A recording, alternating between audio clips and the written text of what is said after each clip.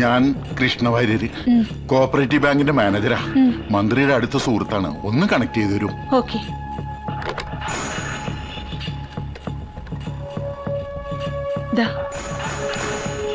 Hello.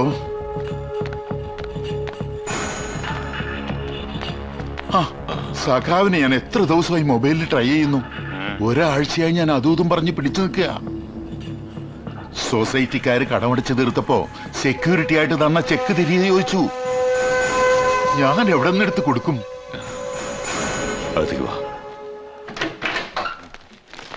ഒരു 5 minute എല്ലാവരും ഒന്ന് പുറത്തേക്ക് ഇരുന്നേ.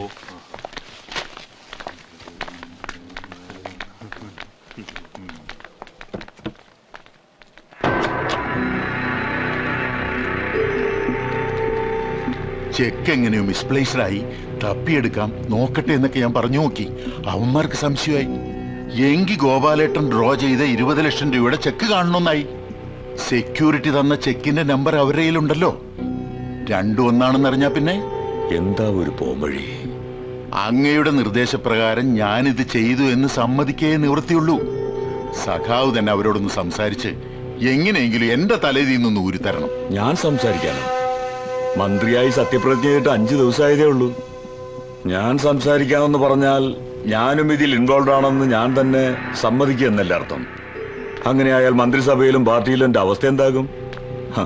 അല്ലെങ്കിലും പാർട്ടിയിൽ ചില്ലറയൊന്നല്ല ശത്രുക്കൾ. ഒരു കാര്യം ചെയ്യാം. ഒരു കയ്യബദ്ധം പറ്റിയതാണ്. ആ കടത്തിലേക്ക് മുകുന്ദൻ അയച്ചു തന്ന തുക തിരിച്ചു തരാമെന്ന് പറ. സഖാവ് എന്തായി പറയുന്നേ? അൻവറിനെ പോലെയുള്ള തീവ്രവാദികളൊക്കെ അങ്ങനെ ഒതുക്കാൻ കഴിയുന്നാണോ? അവന്റെ പ്രിയപ്പെട്ട നേതാവ് മുകുന്ദൻ നാടുവിടാൻ തന്നെ കാരണം ഈ പ്രശ്നത്തിലല്ലേ? താനൊന്ന് സംസാരിച്ചു നോക്കടോ. സഖാവ് സംസാരിക്കണം. ഞാനിത് സംസാരിച്ചാല് എന്നെ അവന്മാര് തല്ലിക്കൊല്ലും. ഒരു കാരണവശാലും എനിക്ക് ഇതിൽ ഇടപെടാൻ കഴിയില്ല. സഖാവ് പറഞ്ഞിട്ടില്ല ഞാൻ. അതിന് തെളിവൊന്നുമില്ലല്ലോ. എന്ന് വെച്ചാൽ സ്വന്തമായി ആലോചിച്ച് എന്തെങ്കിലും ചെയ്യുവാരേ. ഞാനിവിടെ 100 കൂട്ടം പ്രശ്നങ്ങളില്ല. നാളത്തെ സ്വീകരണത്തിന്റെ കാര്യം തന്നെ എന്നുവെച്ചല്ലേ, നമുക്ക് പിന്നെ കാണാം.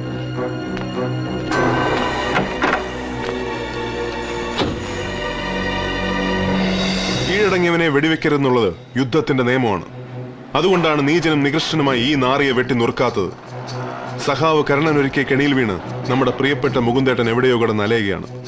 ഈ പ്രശ്നം എത്രയും പെട്ടെന്ന് അറിയിക്കേണ്ടവരെ അറിയിക്കണം. വാര്യർക്കെതിരെ വഞ്ചനാക്കുറ്റത്തിന് കേസ് കൊടുക്കണം. മാത്രമല്ല, പാർട്ടിയെ സ്നേഹിക്കുന്ന ചെമ്മണ്ണൂരിനെ സഹാക്കൾ ആരും തന്നെ മന്ത്രി കരുണൻ ഇന്നത്തെ സ്വീകരണത്തിൽ പങ്കെടുക്കാൻ പാടില്ല. അതൊന്നും ശരിയായ നടപടിയല്ല. പാർട്ടി അണികളുടെ കഠിനാധ്വാനത്തിന്റെ ഫലമായി വൻ ഭൂരിപക്ഷത്തോടെയാണ് നമ്മൾ അധികാരത്തിൽ വന്നിരിക്കുന്നത്. ചെമ്മണ്ണൂരിനൊരു മന്ത്രിയെ കിട്ടിയിരിക്കുന്നത്. ഒരു ബാങ്ക് മാനേജർ പറയുന്നത് കേട്ട് വിശ്വസിച്ച് മന്ത്രിയുടെ സ്വീകരണ യോഗത്തിന് പോവാതിരിക്കുന്നതൊന്നും ശരിയായ നടപടിയല്ല. തെറ്റിയതോൻ മന്ത്രിയായാലും തന്ത്രിയായാലും ശിക്ഷ അനുഭവിച്ചേ പറ്റൂ. ഇതിപ്പോ കുത്തിപ്പൊക്കിയ പാർട്ടിക്ക് സർക്കാരിന് ക്ഷീണമാണ്. പുത്തരി തന്നെ കല്ല് കടിച്ചു എന്നും പറഞ്ഞ് പ്രതിപക്ഷം ആഞ്ഞടിക്കും. അടിക്കട്ടടോ. പാർട്ടിയിലെ കള്ളനാണയങ്ങളെ പുറത്തു കളഞ്ഞാലേ പാർട്ടി ശുദ്ധീകരിക്കപ്പെടൂ. ഇങ്ങനൊരു മന്ത്രി പാർട്ടിക്കും വേണ്ട, ചെമ്മണ്ണൂരിനും വേണ്ട. അത് സഖാവ് മാത്രം തീരുമാനിച്ച പോരല്ലോ. ഇത് അൻവറിന്റെ മാത്രം തീരുമാനമാണെന്ന് ആര് പറഞ്ഞു? സൊസൈറ്റി ഗോപാലൻ എന്ന പാവം മനുഷ്യനെ നിങ്ങളൊക്കെ മറന്നു. ഒരു കള്ളനായിട്ടാണ് അയാൾ മരിച്ചത്. ഒരു കാലത്ത് ഗോപാലനായിരുന്നു ഇവിടുത്തെ പാർട്ടി. അയാളെ ചതിച്ചവൻ ഒരു നിമിഷം പോലും ഈ പാർട്ടിയിൽ തുടരാൻ യോഗ്യനല്ല. ഒരുപാട് പഴങ്കഥയൊന്നും പറയണ്ട മാഷേ. ഈ ഘട്ടത്തിൽ പാർട്ടിയുടെ പ്രതിച്ഛായ തകർന്നുകൂടാ. നമുക്ക് എല്ലാറ്റിലും വലുത് പാർട്ടിയാണ്. എല്ലാറ്റിലും വലുത് ജനങ്ങളാണ്. ജനങ്ങൾക്കു വേണ്ടി ജനങ്ങൾ ഉണ്ടാക്കിയതാണ് പാർട്ടി. അവരെ അർഹതയുള്ളവർ ഭരിച്ചാൽ മതി. ഈ തെണ്ടി മറ്റാരുടെ ഏജന്റാണ്. പാർട്ടിയിൽ പൊട്ടിത്തെറുണ്ടാക്കാൻ വേണ്ടി മന്ത്രി കരുണന്റെ പേര് മനഃപൂർവ്വം വലിച്ചിറക്കിയാണ്. മന്ത്രി പറഞ്ഞാൽ ഇയാളെ കയ്യിൽ വല്ല തെളിവുണ്ടോ? കയ്യും കാലും കൊത്തിയരിക്കും. മന്ത്രി കരുണൻ, നമ്മുടെ നാടിന്റെ പൊന്നോമന പുത്രൻ, ഈ വഴിത്താരെ ധന്യമാക്കിക്കൊണ്ട് ഈ വാഹനത്തിന് തൊട്ടു പിന്നാലെ കടന്നു വന്നുകൊണ്ടിരിക്കുകയാണ്. അനുഗ്രഹിക്കൂ, ആശീർവദിക്കൂ, അനുമോദനത്തിന്റെ പൂച്ചെണ്ടുകൾ അർപ്പിക്കൂ.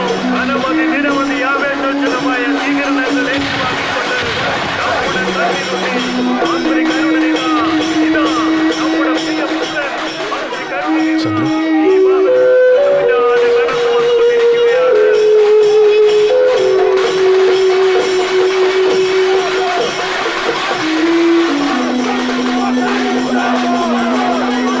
അഭിവാദ്യങ്ങൾ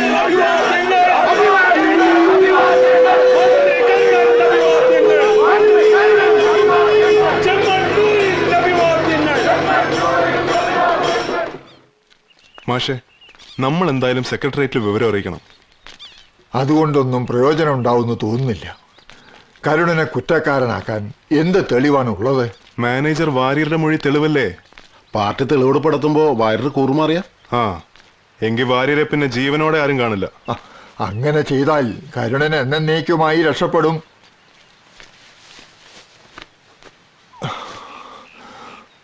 മുകുന്ദനെ കുറിച്ച് ഓർക്കുമ്പോഴാ എന്റെ വിഷമം മുഴുവൻ.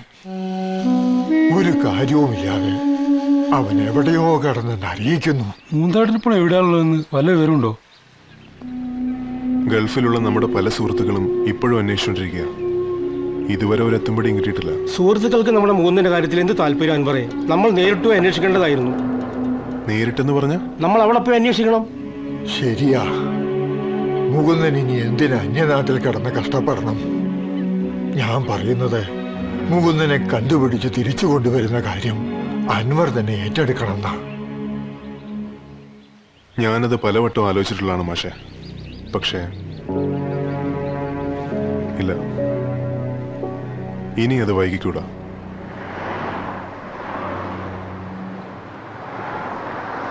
ഹലോ, ഇപ്പൊ എവിടെ എത്തി?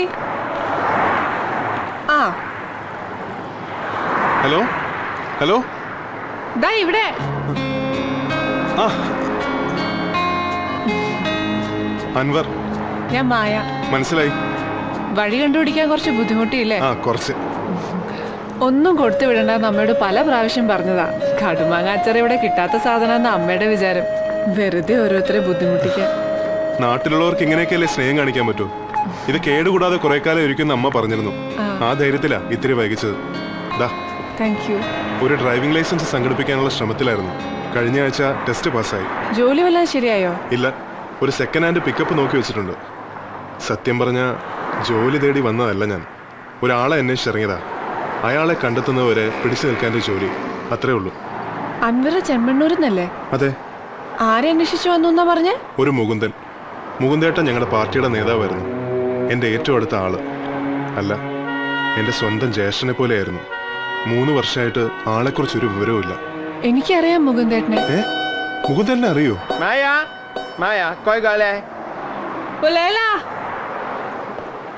ഇന്ന് കുറച്ചധികം പേഷ്യൻസ് ഉള്ള ദിവസാ. വൈകിട്ട് അബ്രയില് വരും. ശരി.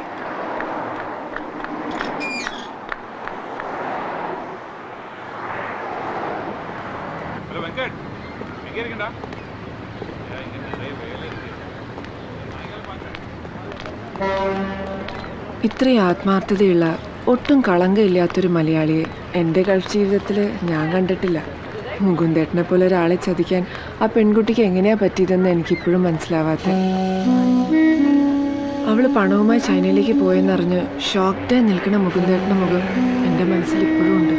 ഇവിടെ വന്നിട്ട് ആദ്യം പോയി അന്വേഷിച്ച സിദ്ധാർത്ഥനാ. പക്ഷെ അയാള് യൂറോപ്പിലേതോ ബിസിനസ് ടൂറിലാണെന്ന് അറിഞ്ഞത്. പിന്നെ മുകുന്ദേട്ടൻ പണ്ട് താമസിച്ചിരുന്ന സ്ഥലത്ത് പോയി. അവിടെ ഇപ്പോൾ ഒരു പാകിസ്ഥാനി ഫാമിലിയാ. പണ്ട് നാട്ടിലെ കടം വീട്ടാൻ അയച്ചുകൊണ്ടിരുന്ന പണം ഇടയ്ക്ക് വെച്ച് മുടങ്ങിയിരുന്നു. പക്ഷെ 1 കൊല്ലമായിട്ട് ബാങ്കിലേക്ക് വീണ്ടും കാശ് വരുന്നുണ്ട്. വെസ്റ്റേൺ യൂണിയൻ വഴിയാ കാശ് വരുന്നത്. ആ ഒരു സൂചന വെച്ച് അബ്ബാസിനെയും കൂട്ടി ഞാൻ അവരുടെ ഓഫീസിൽ പോയി അന്വേഷിച്ചു. പക്ഷെ മുകുന്ദേട്ടന്റെ പേരിൽ കാശ് അയക്കുന്നത് മറ്റാരോ ആണ്. ആ ഒരു ഐഡന്റിറ്റി വെച്ച് ഞാൻ അന്വേഷിച്ചെങ്കിലും എവിടെ എത്തിയില്ല. വണ്ടി ശരിയായാൽ അന്വേഷിക്കാൻ കുറച്ചുകൂടെ സൗകര്യം ഉണ്ടാവും. മുകുന്ദേട്ടനുണ്ട്, എവിടെയോ ഉണ്ട്. കണ്ടുപിടിച്ചേ പറ്റൂ. വരട്ടെ. ശരി.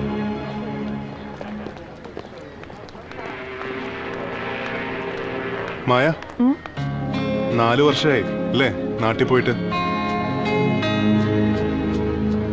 ചേച്ചിമാരുടെ കാര്യങ്ങളൊക്കെ കഴിഞ്ഞില്ലേ? ഇനി വീട്ടിലേക്ക് കാശൊന്നും അയക്കണ്ട. സ്വന്തം കാര്യം നോക്കണം.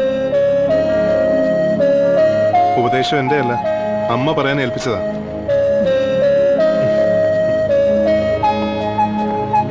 അൻവർ, ഞാൻ തന്ന വർഗീസിന്റെ നമ്പർ കയ്യിലില്ലേ? വിളിക്കാൻ മറക്കണ്ട. ആ.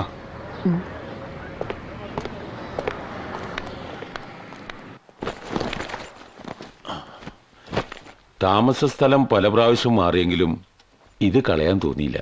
ഞാനിതുവരെ തുറന്നു നോക്കിയിട്ടില്ല.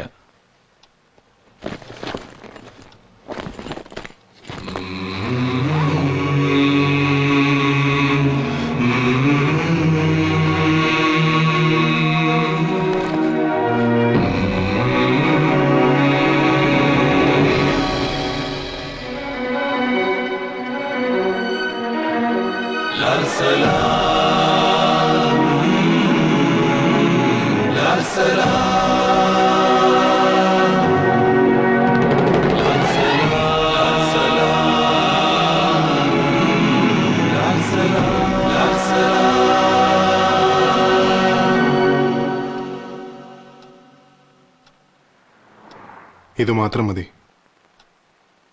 പണ്ട് കൂട്ടത്തിൽ താമസിച്ചവരൊക്കെ ഓരോ വഴിക്ക് പോയി, പലരും നാട്ടിലേക്ക് മടങ്ങി.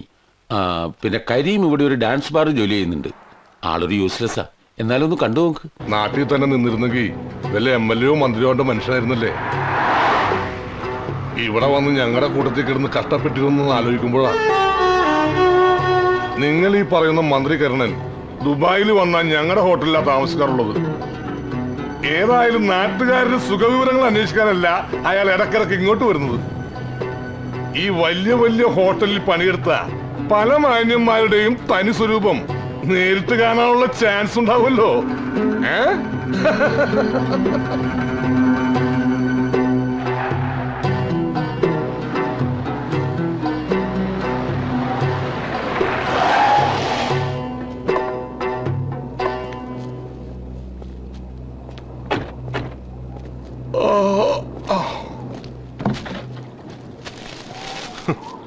ഡേറ്റ് കഴിഞ്ഞ ഈ കുബൂസ് വെച്ച് നിങ്ങൾ എന്ത് ബിസിനസ്സാ ചെയ്യുന്നത്?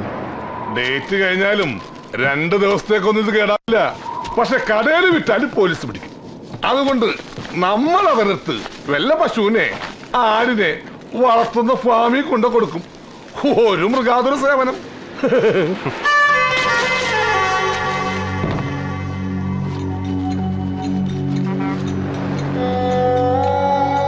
ഈ കുപ്പൂസൊക്കെ വിറ്റിരുന്ന കാശി നേരെ വീട്ടിലേക്ക് അയക്കും. ഹമ്മോസം ഉണ്ടായിരുന്നപ്പോ വീട്ടിലൊന്നും ഞാൻ അറിഞ്ഞിരുന്നില്ല. ഇപ്പൊ അവർക്ക് ഞാനല്ലാതെ വേറെ ആരില്ലല്ലോ.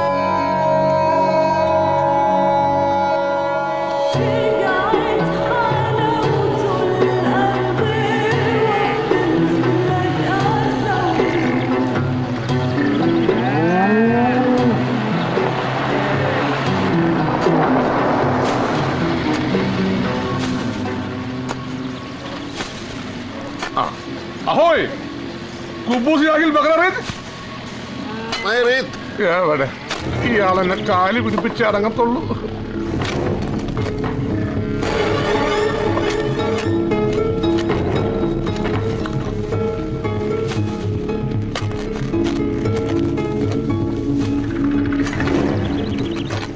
മുകുന്ദേട്ടാ,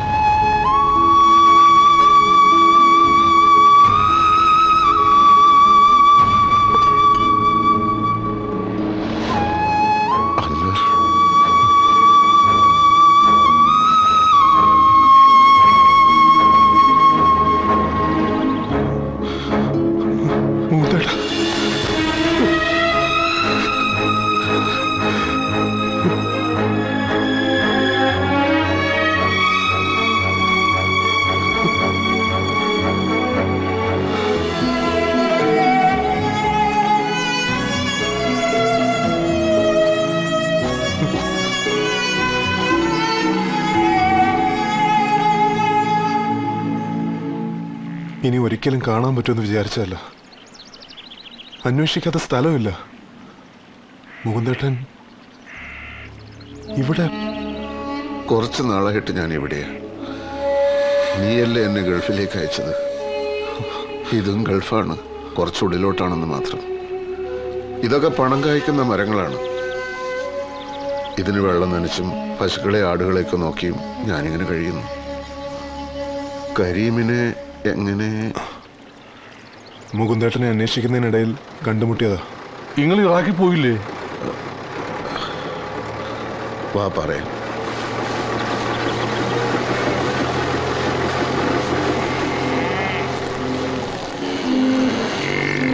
ഞാൻ ഇറാഖിലേക്ക് പോയി എന്നുള്ള കഥ ആര് മെനഞ്ഞുണ്ടാക്കിയതാണെന്ന് അറിയില്ല. അബ്ദുള്ളക്ക പോയതോടെ ആകെ ഒരു ശൂന്യതയായിരുന്നു. വീണ്ടും ഒരു ജോലിക്ക് വേണ്ടി പരിചയക്കാരെ ശല്യപ്പെടുത്താൻ പാടില്ലെന്ന് തീരുമാനിച്ചു. എവിടെയൊക്കെയോ അലഞ്ഞു. വിശപ്പടക്കാൻ വേണ്ടി കിട്ടിയ പണികളൊക്കെ ചെയ്തു. ചിലപ്പോൾ 2-3 ദിവസം പണിയും ഉണ്ടാവില്ല, ഭക്ഷണവും ഉണ്ടാവില്ല. അങ്ങനെയുള്ളൊരു യാത്രക്കിടയിൽ തളർന്നു വീണത് മാത്രം ഓർമ്മയുണ്ട്. ഓർമ്മ വന്നപ്പോൾ ഒരു അറബിയുടെ മജ്ലിസിൽ കിടക്കുകയാണ് ഞാൻ. അയാൾ എനിക്ക് ഭക്ഷണം തന്നു, കിടക്കാൻ ഇടം തന്നു. ആരും നോക്കാനില്ലാതെ കിടന്നിരുന്ന ഈ സ്ഥലം നന്നാക്കി എടുക്കാമോ എന്നയാൾ ഒരു ദിവസം എന്നോട് ചോദിച്ചു. പിന്നെ അങ്ങോട്ട് രാവ് പകൽ അധ്വാനം തന്നെയായിരുന്നു. പണ്ട് നമ്മൾ ചെമ്മണ്ണൂരിൽ റോഡുണ്ടാക്കിയതുപോലെ, കിണറുണ്ടാക്കിയതുപോലെ ഇതും ചെമ്മണ്ണൂരിന് വേണ്ടിയാണ് എന്ന ചിന്തയാണ് 3 വർഷത്തിനുള്ളിൽ ഈ സ്ഥലം ഈ രൂപത്തിലാക്കാൻ എനിക്ക് പ്രചോദനമായത്. ഓരോ നിശ്വാസത്തിലും ചെമ്മണ്ണൂരിനെ കുറിച്ച് ഓർക്കുന്ന മുകുന്ദേട്ടനെ അതേ ചെമ്മണ്ണൂർ തന്നെ ചതിച്ചു. സൊസൈറ്റിയിലെ തിരുമറിയും ഗോപാലേട്ടൻ ഒപ്പിട്ട ചെക്കും ഒക്കെ ചതിയായിരുന്നു. ബാങ്ക് മാനേജറെ മുന്നിൽ നിർത്തി സഖാവ് കരുണൻ അല്ല, മന്ത്രി കരുണൻ കളിച്ച കളി.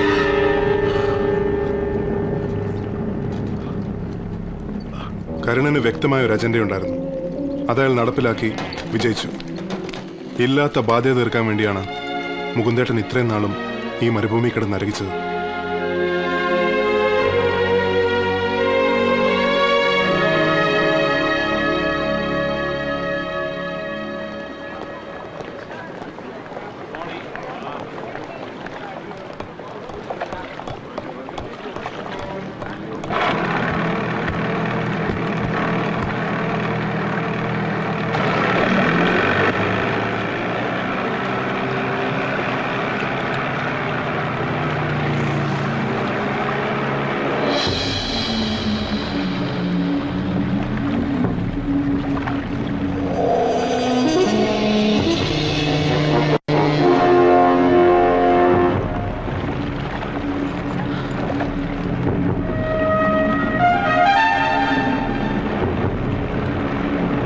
ഹലോ അൻവർ,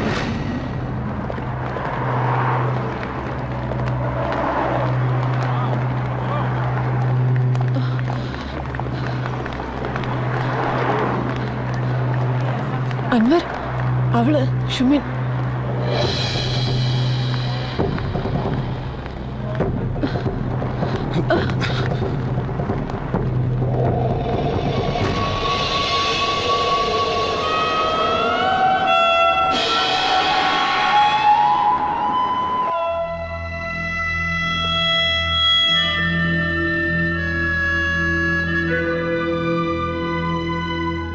അന്ന് അമ്മയ്ക്ക് അസുഖം കൂടുതലാണെന്നറിഞ്ഞ് ചൈനയിലേക്ക് പോകാൻ ഫ്ലൈറ്റ് ടിക്കറ്റിന്റെ കാശ് ചോദിക്കാനാ മുകുന്ദേട്ടനെ അന്വേഷിച്ച് അവള് കഫറ്റീരിയയിലേക്ക് വന്നത്. കുറിക്കാശ് അവളെ ഏൽപ്പിച്ച് ജബലലിയിൽ എവിടെ പോകാനുണ്ടായിരുന്നു എന്നാണ് സിദ്ധാർത്ഥൻ അന്ന് എന്നോട് പറഞ്ഞത്. ചൈനക്കാരുടെ കയ്യിൽ കാശ് കൊടുത്തു വിട്ട ശേഷം ജബലലിയിൽ അത്യാവശ്യമായി പോകണമെന്ന് സിദ്ധാർത്ഥൻ ഭക്ഷണം ഓർഡർ ചെയ്ത് അവിടെ തന്നെ ഇരുന്നപ്പോഴെങ്കിലും ഞാൻ സംശയിക്കേണ്ടതായിരുന്നു.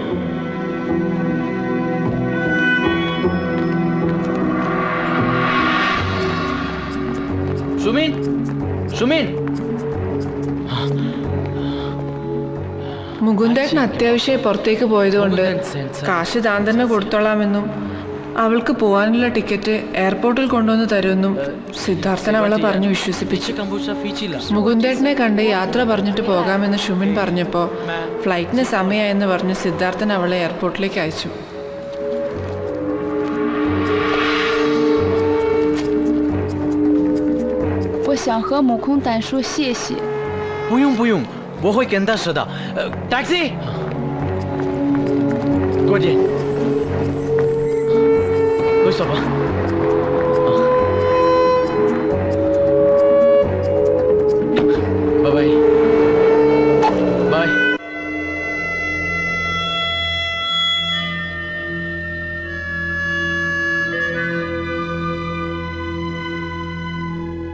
ആദ്യ അമ്മാവൻ, പിന്നെ അനന്തരവൻ. സാരമില്ല, നമ്മൾ അനുവദിച്ചാലല്ലാതെ മറ്റൊരാൾക്ക് നമ്മളെ ചതിക്കാൻ കഴിയില്ലെന്ന് എവിടെയോ വായിച്ചത് ഓർമ്മയുണ്ട്. തെറ്റെന്റെയാണ്, വേറെ ആരെയും കുറ്റപ്പെടുത്തിയിട്ട് കാര്യമില്ല. ആ പെൺകുട്ടി ഇപ്പൊ എവിടെയുണ്ട്? സത്യം എന്താണെന്ന് അറിയുന്നതിന് മുമ്പ് മുകുന്ദേട്ടൻ എങ്ങനെ പ്രതികരിക്കാന്നറിയാത്തോണ്ട് ഇങ്ങോട്ട് വിളിച്ചില്ലെന്നേ ഉള്ളൂ. മായ,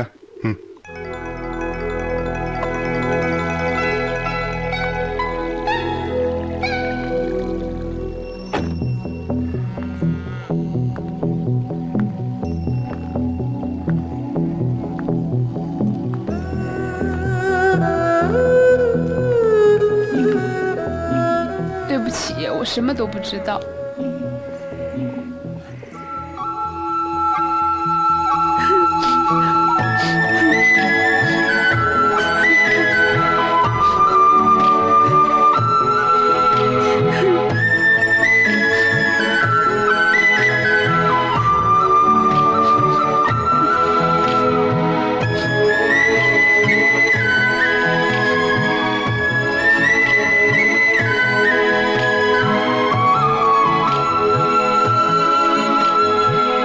മുകുന്ദേട്ടൻ വിചാരിക്കണ പോലെ ഇവള് കമ്മ്യൂണിസ്റ്റുകാരിയൊന്നും അല്ല. അവിടുത്തെ കമ്മ്യൂണിസ്റ്റ് ഗവൺമെന്റിനെതിരെ സമരം ചെയ്തതിന് പോലീസുകാരെ പിടിച്ച് തല്ലി ചതച്ചു ഇവളുടെ ബോയ്ഫ്രണ്ടിനെ.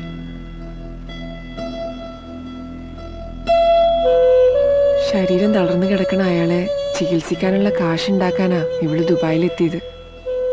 ഇപ്പോ കമ്മ്യൂണിസം എന്ന് കേട്ടാലേ ഇവൾക്ക് കലിയ. സഖാവ് കൃഷ്ണപിള്ള EMS ഒക്കെ സ്വന്തം വീട്ടിലെ കാരണവന്മാരെ പോലെയാണെന്ന് പറഞ്ഞിട്ടിപ്പോ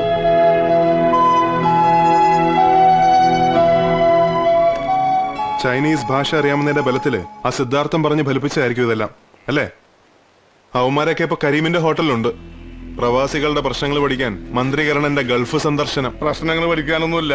ഗൾഫ് മലയാളികളുടെ ഒരു പ്രധാന അസുഖമാണല്ലോ ഇടക്കിടക്ക് പ്രവാസി പുരസ്കാരം എന്ന് പറഞ്ഞ് ആരെങ്കിലും പിടിച്ചോണ്ട് വന്ന് പൊന്നില്ലാത്ത പൊന്നാടാ നീക്കലി. അതിനാ അയാൾ വരുന്നത്. അതെ, നാളെ ദേറയിലൊരു പ്രവാസി പുരസ്കാരത്തിന് ഞാനാ ആങ്കർ. നാളെ എത്ര മണിക്ക്? അങ്ങനെ